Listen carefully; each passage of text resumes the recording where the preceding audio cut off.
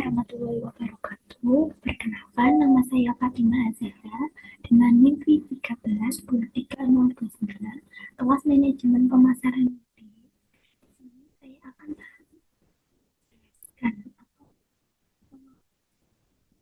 materi apa saja yang saya dapat selama perkuliahan mata kuliah Direct Marketing.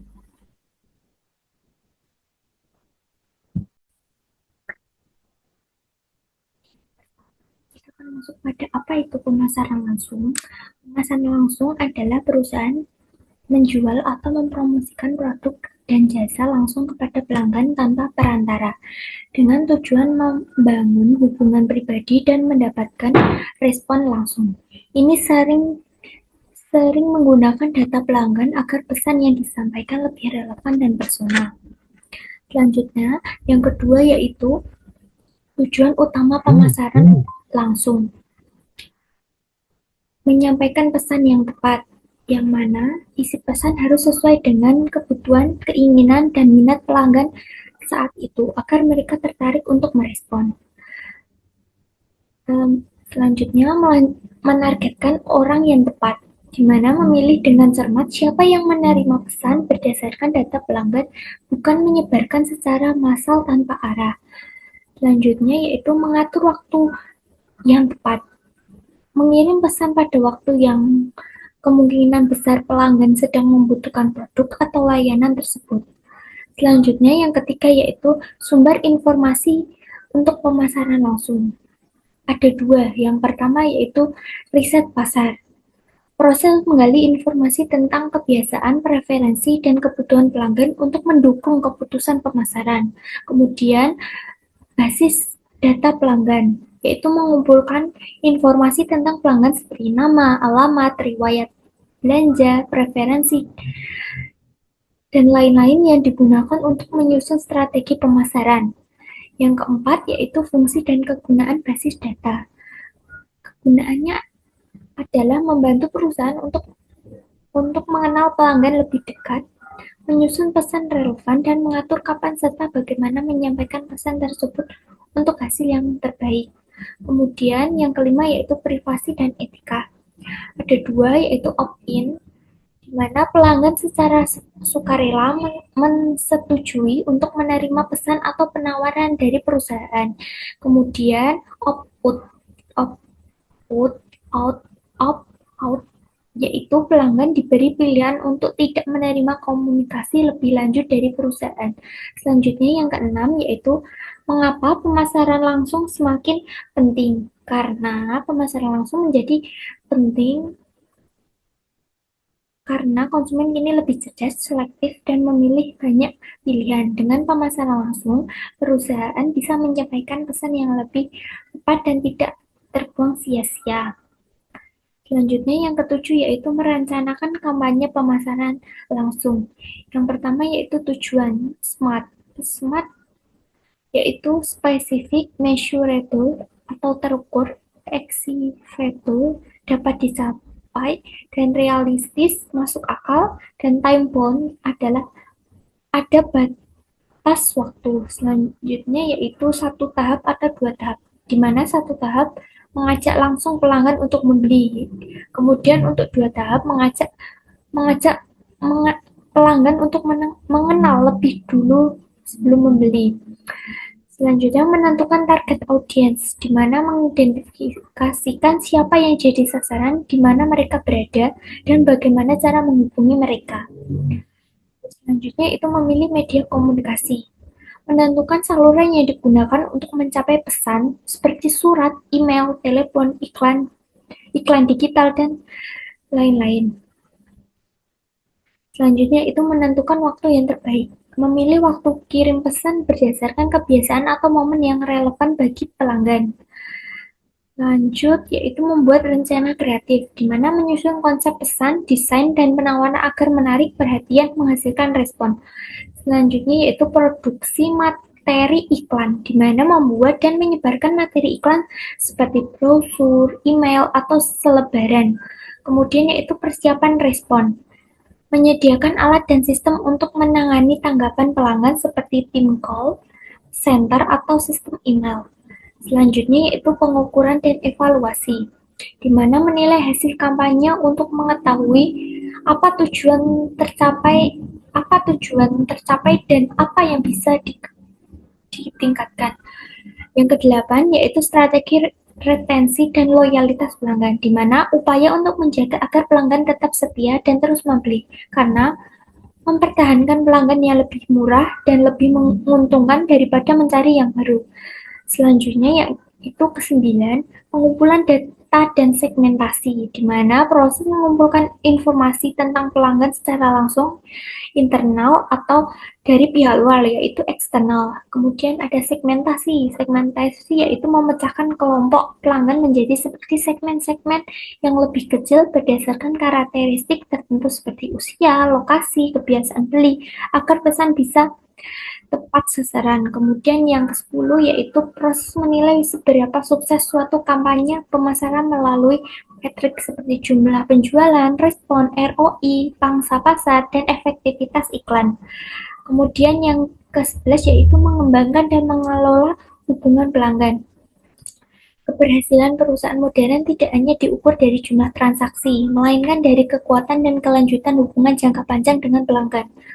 Fokus utama bergeser dari sekitar penjualan satu kali menjadi pemeliharaan interaksi berkelanjutan dan pengembangan hubungan yang lebih luas, mencakup berbagai produk dan layanan ditawarkan perusahaan. Strategi yang berpusat pada pelanggan ini memungkinkan perusahaan untuk mengoptimalkan nilai umur hidup pelanggan atau customer lifetime value atau CLTV dengan memahami atau mengantisipasi dan memenuhi kebutuhan pelanggan secara tepat waktu dan efektif. Hal ini dicapai melalui pemahaman yang mendalam terhadap preferensi pelanggan, penggunaan data pelanggan untuk personalisasi layanan, serta pengembangan program loyalitas dan komunikasi yang konsisten untuk memperkuat ikatan tersebut.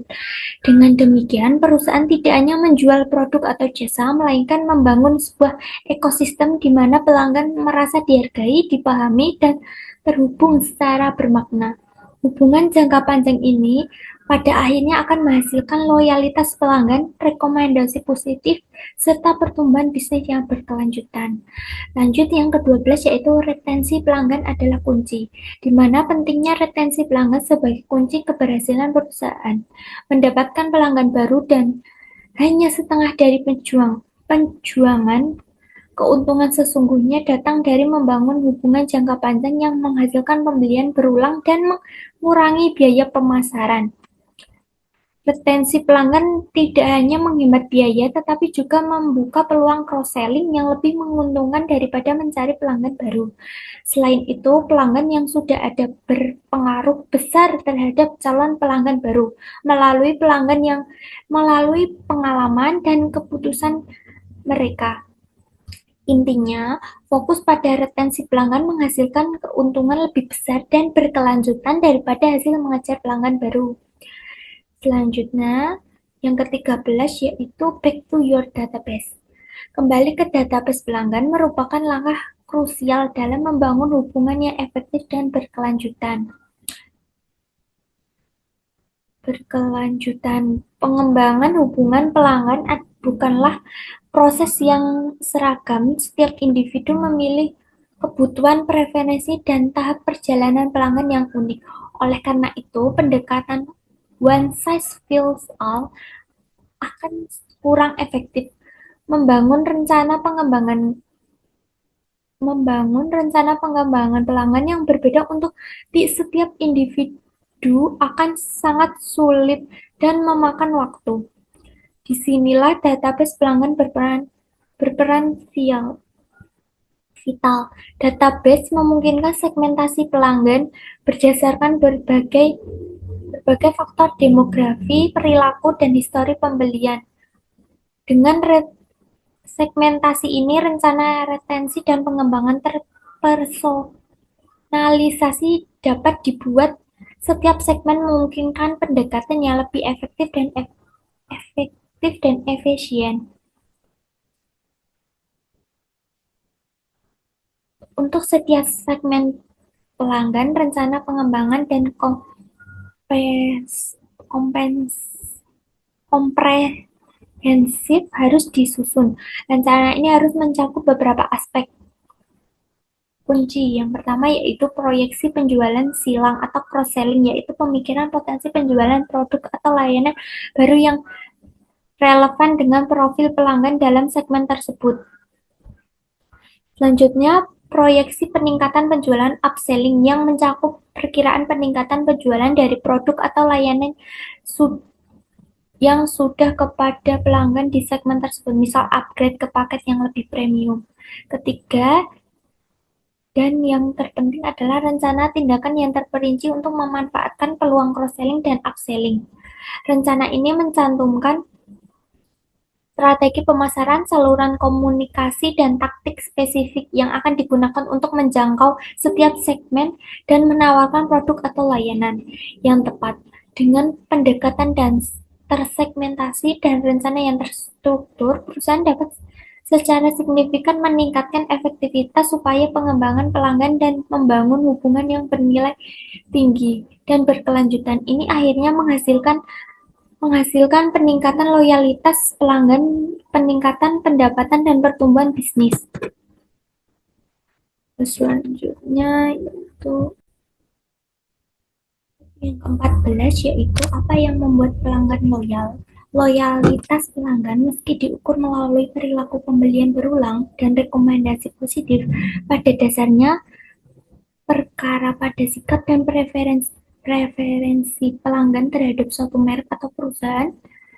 Sikap ini tidak dapat diukur secara langsung melalui transaksi semata. Diperlukan kontak dan umpan balik teratur untuk memahami preferensi dan pengalaman pelanggan secara mendalam.